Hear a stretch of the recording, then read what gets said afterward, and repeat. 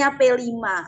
P5 ini sangat penting Bapak Ibu. P5 ini dengan P5 siswa akan belajar dengan aksi nyata. Jadi tidak hanya membaca teori, tapi mereka melakukan sesuatu, melakukan aksi nyata ya Bapak Ibu.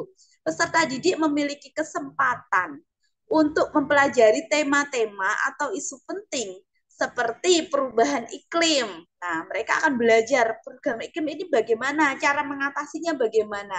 Kemudian anti radikalisme, misalnya tadi dengan program kita buat misalnya program Bhinneka Tunggal Ika di mana mengajarkan mereka anti radikalisme. Kemudian kesehatan mental misalnya pada program P5 anti bullying misalnya. Nah, itu mereka akan belajar tentang bagaimana menjaga kesehatan mental diri sendiri dan orang lain. Jadi akhlak pada diri sendiri dan akhlak pada sesama manusia ini bisa kita tumbuhkan di situ.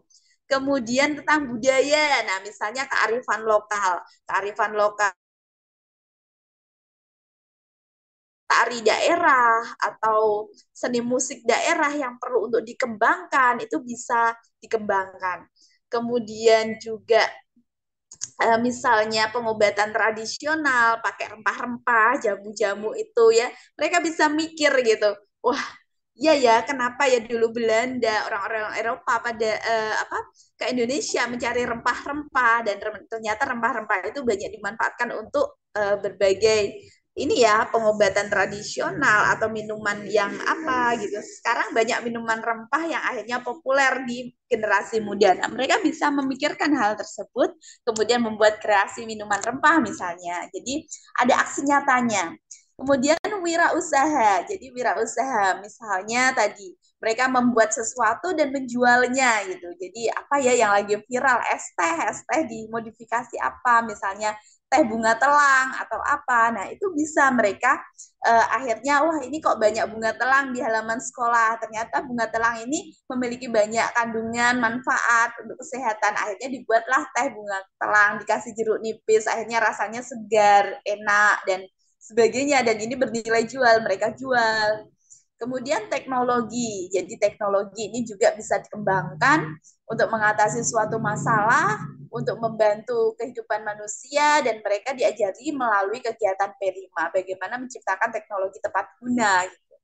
Kemudian kehidupan berdemokrasi, jadi misalnya kita mengajarkan siswa bagaimana untuk berpendapat, untuk memilih, untuk merasa memiliki ide tersebut dan mewujudkan ide-ide tersebut. Misalnya pada saat pembentukan pengurus OSIS, sampai program OSIS, sampai merancang ini ya kegiatan-kegiatan OSIS dan melaksanakannya juga berdasarkan dari masukan-masukan suara-suara dari siswa. Jadi dari suara, dari pilihan dan sampai pada mereka memiliki ide tersebut dan merealisasikannya.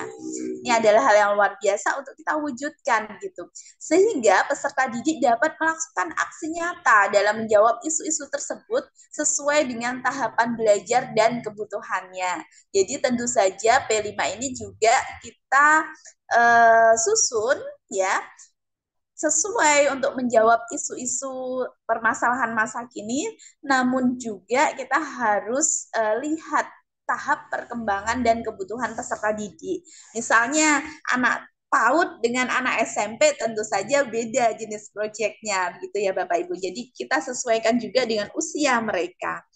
Kemudian berkontribusi bagi lingkungan. Jadi P5 ini diharapkan dapat menginspirasi peserta didik untuk berkontribusi bagi lingkungan sekitarnya. Jadi misalnya tadi terkait masalah sampah atau terkait masalah generasi muda yang sudah tidak mengenal budaya dari daerah masing-masing, kearifan lokal gitu ya. Itu juga bisa ditumbuhkan melalui P5.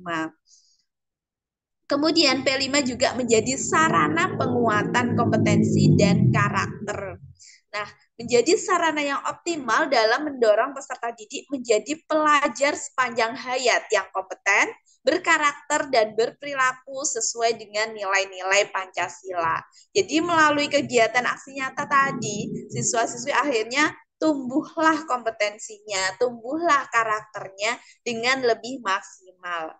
Selanjutnya, gambaran pelaksanaan P5.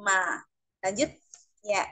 Nah, ini yang bagian atas ini contoh foto kegiatan P5 di sekolah kami ya, di mana sampah plastik di apa kalau caranya Jawa itu dikelabang ya, dibuat kepang gitu, kemudian dijadikan lukisan Bapak Ibu. Jadi itu contohnya lukisan Joko Widodo, kemudian lukisannya Gus Dur.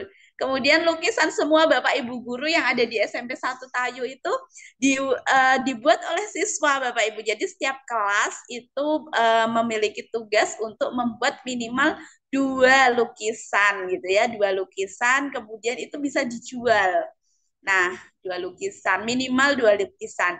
Dan itu mereka juga membuat media promosinya di Instagram. Jadi bisa melalui poster atau melalui video untuk mempromosikan hasil lukisan sampah plastiknya. Dan kegiatan tersebut kami mengundang kebetulan di tetangga sekolah kami gitu ya, masih dalam satu kecamatan itu ya, beda desa tapi satu kecamatan. Itu ada Mas Jafar, itu dia memang seniman gitu. Jadi kami undang untuk berbagi gitu ya, berbagi caranya membuat lukisan sampah plastik bagaimana gitu. Jadi berbagi, siswa-siswi kami kumpulkan di indoor, kemudian di apa diberitahu dan dipraktikkan bersama-sama cara membuat lukisan tersebut. Nah, itu adalah salah satu contohnya. Jadi gambaran pelaksanaan P5. Yang pertama, dirancang untuk menguatkan upaya pencapaian kompetensi dan karakter sesuai dengan profil pelajar Pancasila. Jadi, program-program tersebut, proyek tersebut kita rancang tujuannya adalah agar siswa lebih kompeten. Jadi, misalnya saya memberikan di proyek P5 itu siswa membuat media promosi dari video CapCut. Jadi mereka bisa editing video, syuting video, kan akhirnya kompetensi tersebut tumbuh gitu. Kemudian membuat poster untuk menarik pembeli ya, menarik pembeli itu juga mereka juga ada kompetensi tersebut gitu, kompetensi untuk membuat media promosi misalnya. Kemudian kompetensi untuk membuat produk yang bernilai jual.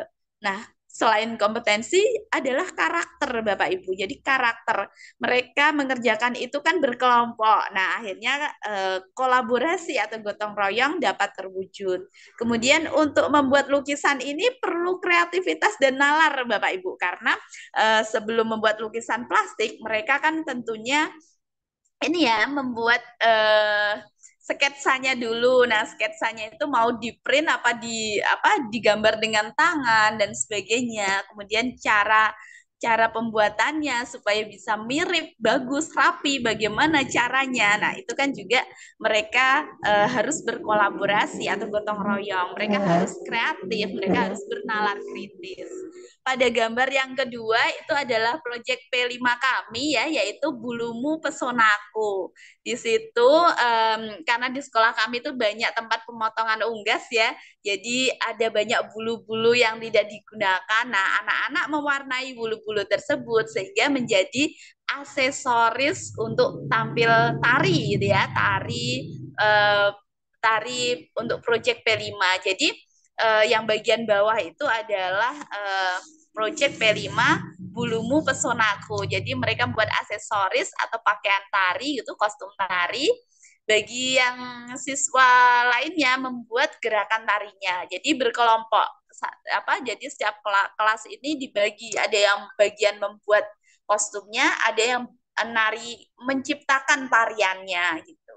Jadi ada banyak macam-macam. Ada tari angsa putih, tari cendrawasih, tari nelayan, tari apa, tapi mereka menggunakan kostum bulu tadi. Dan itu mereka buat sendiri. Dan pelaksanaan B5 ya, jadi yang kedua ya, pelaksanaannya ini dilakukan secara fleksibel dari segi muatan, kegiatan, dan waktu pelaksanaan. Peserta didik bekerja dalam periode waktu yang telah dijadwalkan untuk menghasilkan produk dan atau aksi. Jadi sekali lagi Bapak Ibu tidak harus produk, boleh berupa aksi. Misalnya Project P5 anti bullying atau anti perundungan. Ini kan berupa aksi nyata agar sekolah itu zero atau nol kasus bullying gitu ya. Itu bagaimana caranya? Nah, itu adalah aksi nyata. Boleh aksi, boleh produk. Kalau produk tadi seperti menghasilkan ekobrik, menghasilkan lukisan dari sampah plastik misalnya, atau menghasilkan kostum tari gitu, itu produk. Nah, kalau aksi nyata itu contohnya adalah Suara Demokrasi, menghasilkan program-program OSIS yang bertujuan untuk meningkatkan prestasi, kepekaan, kepedulian sosial dari murid-murid, misalnya seperti itu. Kemudian dirancang terpisah dari intrakurikuler. Jadi P5 ini tidak terkait dengan materi pelajaran tertentu. Jadi terpisah, tidak terkait dengan pelajaran tertentu, Bapak Ibu, terpisah ya. Jadi tujuannya apa, muatannya apa, kegiatannya bagaimana. Ini tidak harus dikaitkan dengan tujuan dan materi pelajaran yang ada di intrakurikuler. Mungkin dalam pembuatannya misalnya ya dalam kegiatan misalnya eh, tarian P5 Bulumu Pesonaku itu mungkin terkait dengan seni tari gitu. Tapi ini tidak khusus dengan materi pelajaran tertentu begitu. Misalnya apa ini kaitannya dengan matematika, menghitung jumlah bulunya atau bagaimana enggak. Jadi enggak perlu enggak harus gitu ya, enggak harus dikaitkan gitu dengan materi pelajaran tertentu.